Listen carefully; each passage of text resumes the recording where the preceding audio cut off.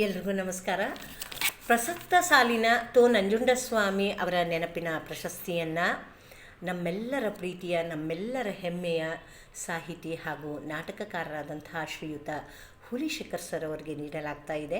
ಪ್ರಶಸ್ತಿ ಪ್ರದಾನ ಕಾರ್ಯಕ್ರಮವನ್ನು ಇದೇ ಶನಿವಾರ ಅಂದರೆ ಫೆಬ್ರವರಿ 10ನೇ ತಾರೀಕು ಸಾಯಂಕಾಲ ಸರಿಯಾಗಿ 5:30 ಬೆಂಗಳೂರಿನ ಮಲ್ಲತ್ತಹಳ್ಳಿಯಲ್ಲಿರುವಂತಹ ಕಲಾಗ್ರಾಮದಲ್ಲಿ ಹಮ್ಮಿಕೊಳ್ಳಲಾಗಿದೆ. ಕಾರ್ಯಕ್ರಮಕ್ಕೆ ಸಾಕಷ್ಟು ಸಂಖ್ಯೆಯಲ್ಲಿ ರಂಗಭೂಮಿಗೆ ಸಂಬಂಧಪಟ್ಟ ಎಲ್ಲ ವಿಭಾಗದವರು ಪಾಲ್ಗೊಳ್ತಾ ಇದ್ದಾರೆ.